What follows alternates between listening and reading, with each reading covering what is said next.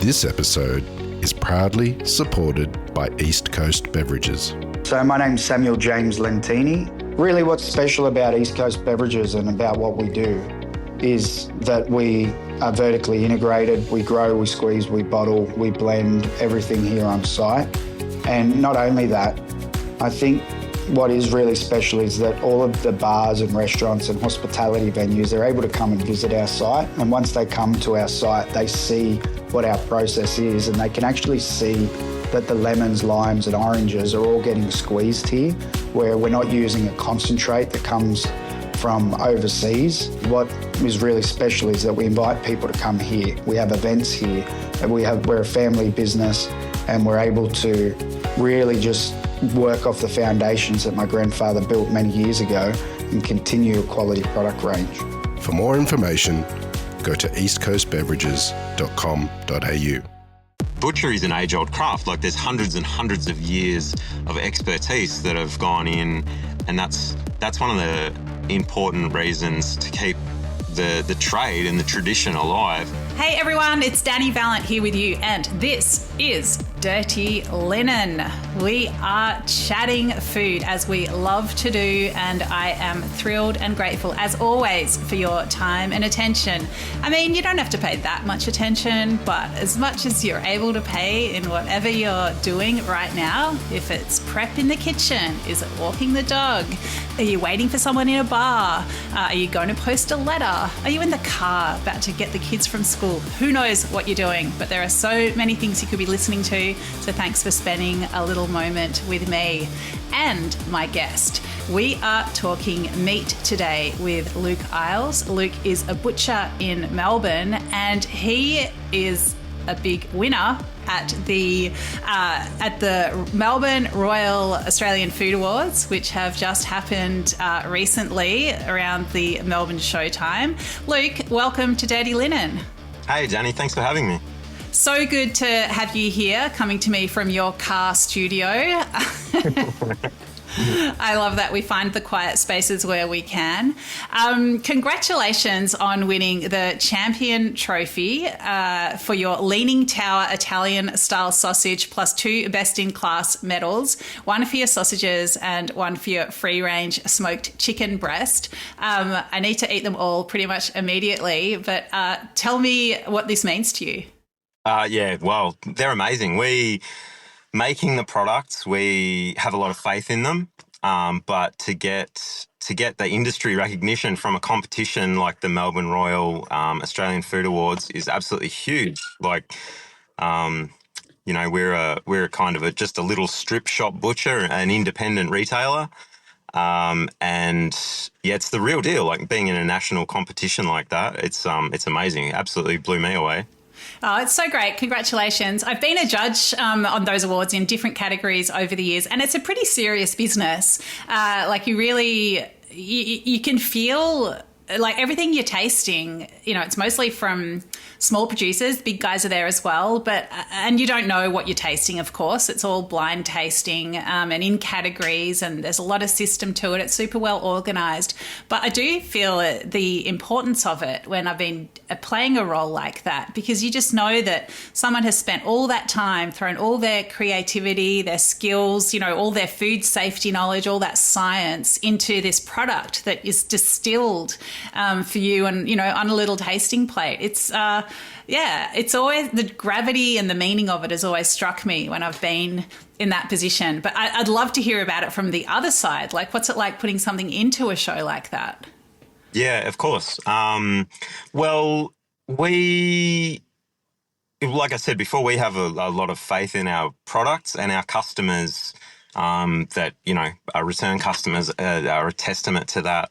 As some of our most popular items, like the ones you touched on, the smoked chicken breast, for example, it's absolutely divine. It's second to none, and that's where it's come in the competition. Like, to win a gold medal, I think the judges scored it something crazy like 98 out of 100 points, which in a competition like that is basically flawless, right? Where they're sort of looking for the smallest imperfection is brought up.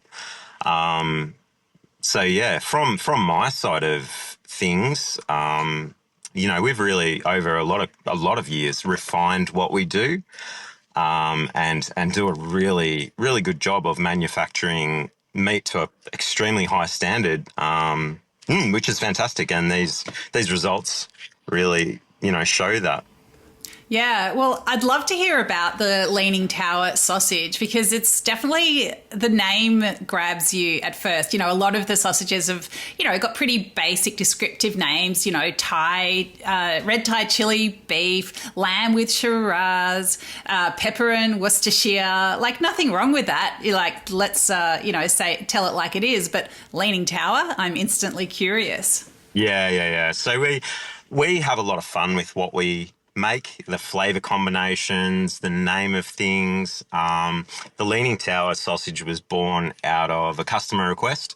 We made a very traditional Italian pork sausage, and I had somebody come in over the span of a few weeks saying, it needs chili, it needs chili, it needs chili. So rather than just go, yeah, okay, we'll make a batch and we'll put some chili in there, I thought, why not create something different and new? So the sausage is an Italian pork and fennel sausage, but we use a chili and a craft ale to balance it out. So calling it the Leaning Tower was kind of a play on words, because it's an Italian sausage and it's got the beer in there, and leaning because you might be, after a few beers, that's the way you might be leaning. So it was just a bit of fun behind the scenes. Yeah, I love it. And I mean, is it tricky to put ale into a sausage mix? You must have to be really careful with the proportions.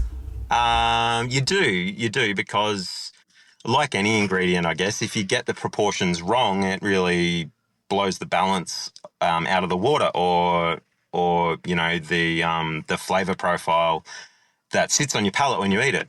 So this sausage, that's something that we've actually nailed, because the chili, fennel and basil and the craft ale together don't just hit you at once. It's a flavour journey. So it really, really works together.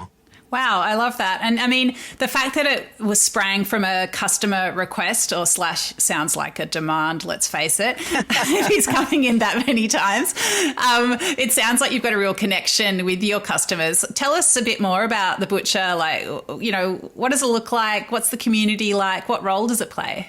Yeah, so we're here in Bentleigh, in the middle of Centre Road. So it's one of southeast Melbourne's sort of biggest open air shopping strips, which is really amazing because it has a sense of community. It's not like the shopping centres where everyone sort of goes and is detached. There's still people that do their shopping and run into their kids' school, friend, parents, or sporting clubs and stuff like that. So yeah, there's a big community vibe in Bentleigh, and there's lots of different shops as well. So it's somewhere that you can come that you really get anything that you need. What we do for the people is, we're not just a butcher. We like to talk to people and interact with our customers, and we'll help them wherever they need, whether that's in meal planning or, what cut do I need? I want to make this dish. And I think that's the point of difference butchers have these days over the supermarket. So you're not locked into a pack of chicken drumsticks that might not be the right amount for your recipe. Your butcher can take the skin off them, or your butcher can dice that beef for you and give you the right amount. So that's the point of difference that your butcher makes, let alone making you custom award-winning, best in class sausages as well. So it's pretty good. Well, you got it all. I mean, do you find that an award like this makes a difference at Lucky Pig, your butchery? Like, do you feel like your customers feel a bit like they're on the journey with you? Yeah, definitely. So something we do to make, a bit of a point of it is we're quite active on social media and in the store telling people what we do. So, we tell them even before entering, this is one of the products we've got a lot of faith in. We think it's absolutely amazing. Have you tried it? We're going to enter it in this competition. And then over the next weeks, when we send it, when we get the interim results, it's things that help us promote the business, and it's already a product or products that we're proud of. So we find it quite easy to talk about those products, and if the judges like them as well, even better. And so is it all labelled in the displays with, the prizes that it's been awarded? It will be, yeah, with the most current ones at the Melbourne Royal Food Awards. They literally only just happened, so the stickers and everything are at the printers. The graphic designers are designing the front window of the store and stuff like that. So yeah, it definitely will be. Leading into Christmas, the storefront's going to be looking absolutely gorgeous.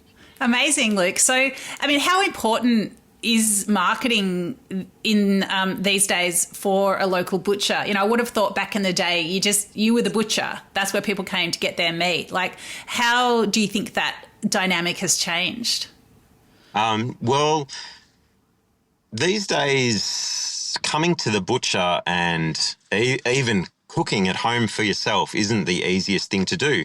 There's so many easier ways to get food, whether it's the delivery apps or whether it's going to the supermarket and getting put it in the oven meal or something like that. So actually taking the time yourself and pouring your love at home into something and cooking and making a meal for yourself or for your family or for your friends and loved ones, it's not the easiest thing to do. So coming to the butcher, people need a point of difference. People want a little bit of attention. They don't want just grab it off the shelf and scan it yourself and put your money in or tap your card. I think people appreciate having someone to talk to, like a face behind the brand. So one of the best ways to get out there and reach those people is being in everyone's pockets, being on social media, grabbing sort of news and letting people know, hey, this is what you can do. This is what we do. This is where we can help you. That's something that we try to do to help people with meat. And Luke, tell us how you got into it. Did you apprentice when you were a teenager? Like, how did you get started in the trade? Yeah. So I grew up in country Victoria. So I moved down to Melbourne probably at least 20 and a bit years ago now. So like anyone moving to a new place, you finish your schooling and go out into the world to get a job. And I fell across an apprenticeship opportunity. And as soon as I tried it, I loved it. Like, it was a good environment to work in. It was, rewarding work, but also something that you can pour your creative spirit into. So yeah, it ticked all the boxes for me, butchery. And it's hard, but it's extremely rewarding, I find. And what was the process to getting your own business with the Lucky Pig there in Bentleigh? Yeah, it's been a long road from the start. Like the apprenticeship, first of all, was 4 years. We went, most of it's sort of all on site. But then when I did my apprenticeship, they were still teaching kids at William Angliss in the city, which these days the teachers usually come out, and do one-on-one. But yeah, so we did that, went through, and then I managed a few businesses for other people. So bigger sort of production, food service, still in meat. But then it got to a stage probably a bit more than 10 years ago now, where I was in a position to take the next step. So we went in and bought the butchery here, and haven't looked back since. It's it's been a long journey, a lot of effort, a lot of work. But yeah, like I said, very rewarding. What have you seen change over the years in terms of the meat cuts or the meats that people are turning to? There's always new hype and trends and things like that, right? The American barbecue scene, buy a smoker, put a brisket on or some ribs and all that sort of thing was huge a few years ago, maybe 5 or 6 years ago.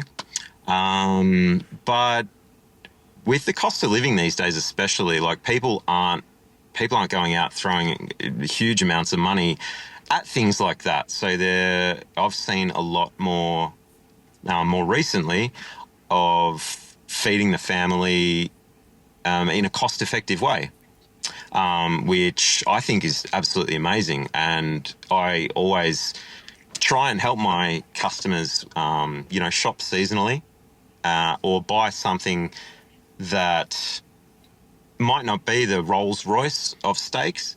So instead of every single person buying an eye fillet steak, let's have a T-bone or something a little bit outside the box that you might not have thought to have buy, but is going to be leave you with a good dinner experience, and at the same time, it's not going to punish your wallet. Like you're not going to be eating instant ramen for the next 5 days just because you've had one nice steak. Like, I think that's a bit of a trend at the moment. People shopping at home who want to cook for themselves are just trying to make it work. And sometimes that's not easy. So being a butcher, we're here to give advice. So you can come to us and we can help you tick the boxes of your weekly meal plan. I mean, it's got to be a positive all round, doesn't it? Because not only are you saving money, with feeding the people in your household, but you're also gaining an understanding that a cow is not made up of, one big eye fillet. I think one of the things we could do better in Australia is eating or prizing more parts of the animal. I was recently in Italy, in Livorno, and went to the market there. And my favourite stall was the one that just sold tripe, and it had the first stomach, the second stomach, the third stomach, and the fourth stomach, all in different trays and all prepared beautifully, like glisteningly clean. And you just think, well, that is a part of the animal you don't see, especially in a European-focused butcher here. You might see it in some other, cultural butcheries, Asian butchers or African butchers or, those kinds of things. But I think there's, animals have got all these different parts, right? Yeah, definitely they do. And with a little bit of insight, a lot of parts that are really, really enjoyable. Saying that, tripe's not my cup of tea, just personally, but there is a market for it out there. And we're extremely lucky in Australia. Like compared to a lot of other places in the world, we've got it pretty good. Really, we've got access to the world's best produce. So we're spoilt for choice, really. But yeah, there's so many different options that aren't just the sweet cuts, as some might call them, and they're really enjoyable. They just need a little bit of time and practice and knowledge to be prepared well. Yeah, I mean, Luke, maybe you just haven't had the right Livorno Nonna tripe recipe to get you across the line there. Well, that could be the case. I mean, that's just plucking it out. There's a lot of good tripe going down in Australian restaurants as well. But yeah, it's just plucking one bit of the animal out of the air.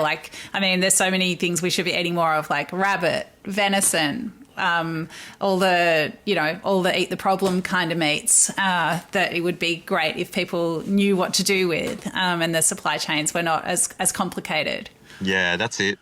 There's there's a different. Growing up in the bush,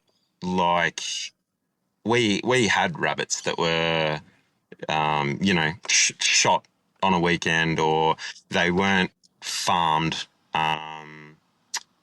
but there's a lot of red tape as well. In meat retailing, you can't, well, not that you can't, but it's frowned upon to, like, you can't, for me, I wouldn't be able to sell a rabbit that was shot in the bush. So, you know, I need something that's farmed and you know, processed humanely and gone through all the regulations and ticked all the boxes, which is completely understandable. That's how we keep our food chain safe.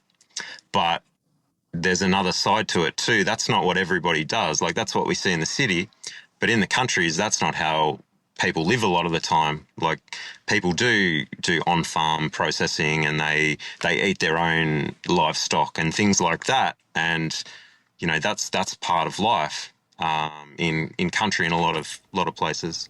Yeah, absolutely. No, it's interesting. Of course, I understand, you know, that the intentions behind all those rules are worthy and good. Like, we do rely so much on, you know, we just need to trust where our food comes from. But I think it does also put a distance between a lot of people and the source of their food, which is, you know, which is also problematic. So yeah, it's a huge conversation.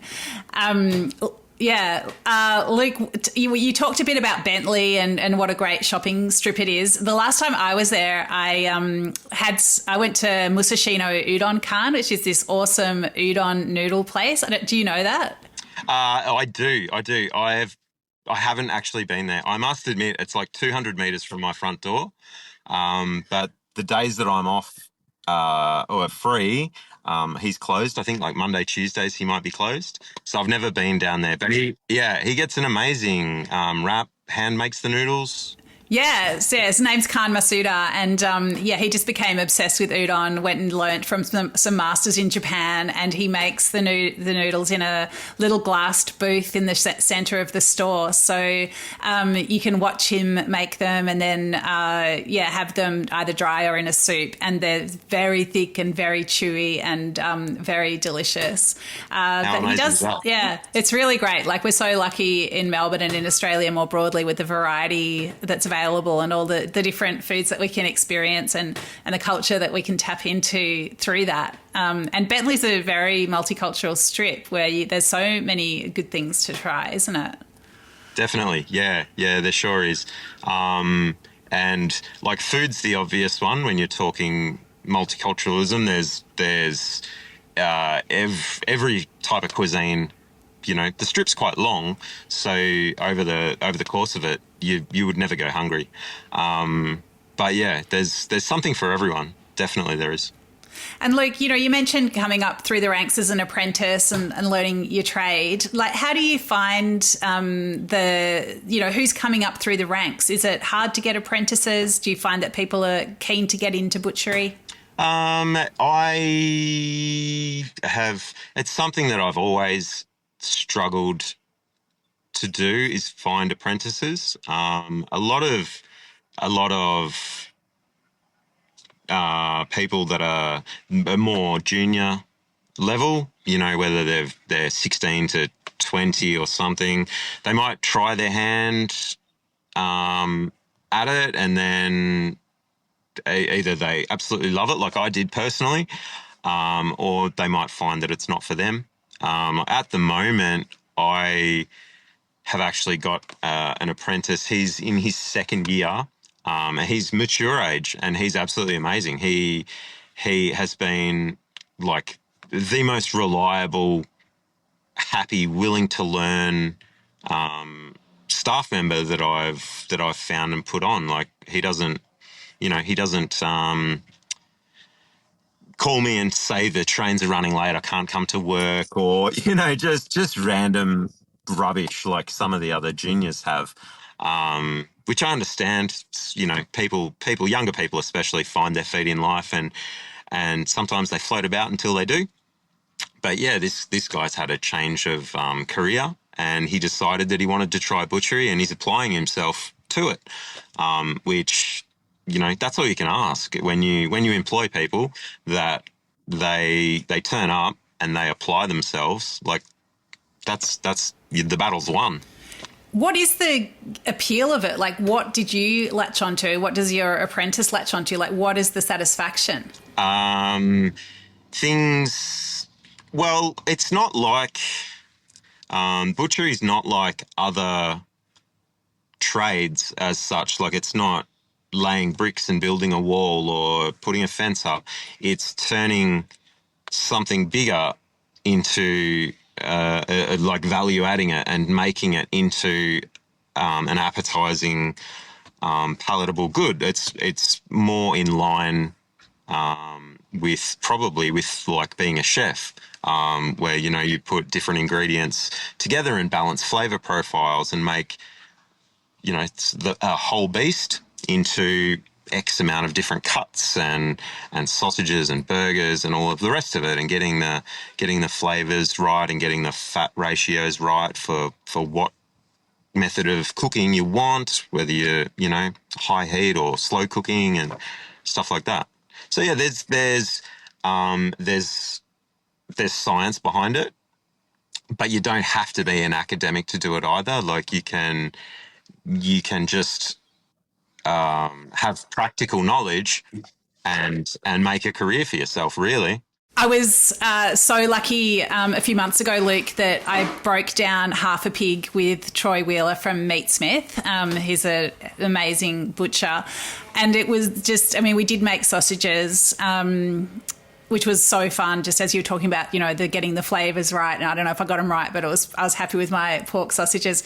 But the thing I think that really struck me was just the incredible artistry and skill and knowledge, like anatomical knowledge of finding the cuts in the big, bit of meat, like just to open up a leg and just there were all these different muscles that Troy was almost excavating through this amorphous mass that I couldn't see, but he would just be like, well, you take this membrane off here and you cut it like this, and then these muscles would just appear and emerge. And I just found the delicacy of it, but then also just a little bit of power when you needed it, and just the depth of knowledge, just amazing. I did it, like, if anyone wants to hear more about it, I did do a podcast with Troy, so go back and find that. I'll try to remember to put it in the show notes. But yeah, it was so extraordinary. And of course, it was like, well, if you do this, you get this cut, and if you do that, you get this cut, and you could do this with it or that with it. Just like the variety and the number of choices that were made were amazing. And one of the things that really struck me was I'm left-handed, and so when he noticed that, and I was like, oh, is that going to be a problem? Because he was showing me everything, and he was like, oh, I'm right-handed, but don't worry, I can do this all with my left hand too. And I was like, oh my God, like the skills just so crazy. But the other thing that really struck me was I was so underdressed. I got so cold in the boning room, and it was just, I don't know, it felt so naive and ignorant, like not only that I just did everything wrong, but just that I just hadn't even thought, of course, it'll be cold. But yeah, it was such a great insight, and gave me a greater appreciation for what you guys do. Yeah. Well, there's, like you say, there is a lot of knowledge, because, the beasts are the same as us. Like, they've got how many different muscle types and different muscle shapes and bones and connective tissue, and everything can be used for a different purpose. And there's been, butchery is an age-old craft. Like, there's hundreds and hundreds of years of expertise that have gone in, and that's one of the important reasons to keep the trade and the tradition alive, is because it's not just cut something into square blocks. Like, you can go in between the seams of muscles and turn different items into different meals or different cuts. And yeah, there's a real knack to it. And learning from good quality tradespeople, I think, is amazing. Troy does a really, really good job. So you would have been in safe hands with him. I was in safe hands. I don't know if he was in safe hands with me wielding a knife, but we got through it, and it was a great privilege. I was lucky enough to be invited to an asado on the weekend, so it was a bit of Uruguayan, backyard barbecue, and it was cross-cut ribs, which was so delicious, and some flank steak, it's been on the smoker for hours. But it was interesting. Like, I thought I'd done a pretty good job with my ribs, and then this Chilean woman leaned over and said, I just can't stand to see that you've just left the best part. Like, you really need to pull those ribs apart and get in between them. And I was like, oh yeah, okay, no worries. So I did that. And I was like, oh yeah, you're so right. Because I guess that's the intercostal, and it's like, I love intercostal on a skewer or whatever, but of course it was there in a different form and I just hadn't appreciated it. So there's just no end of learning with this stuff. Luke, have you got a bit of a brainwave for the next product you're going to enter into a competition? There's a few ideas I'm kicking around, actually. There's a few ideas. Without giving too much away, I have been planning a bush summer field of a sausage. So maybe plums and raspberries and cherries and things like that. I've also been working in the background on like a chorizo verde as well. So yeah, that's one of my personal projects. I haven't nailed it yet. It hasn't been for sale, but once I get a few little kinks out of the recipe, I think it'll be a really good one. Wow. Well, I'm down for all of those. That sounds great. Well, good luck with the development, and congratulations again for your wins at the Melbourne Royal Australian Food Awards. So impressive. Thanks for sharing a bit of the story of the Lucky Pig down in Bentleigh today. Beautiful. Thanks for having me. This is Dirty Linen, and I'm Dani Valent. We air the issues that the hospitality industry finds hard to talk about, hearing from different people with unique perspectives. We want to hear from you as well. If you have something that needs to be said about a topic, get in touch so we can include your perspective. Contact us at dirtylinen@deepintheweeds.com.au or hit us up on Insta at Dirty Linen Podcast. We can't wait to hear from you. This is a Deep in the Weeds production.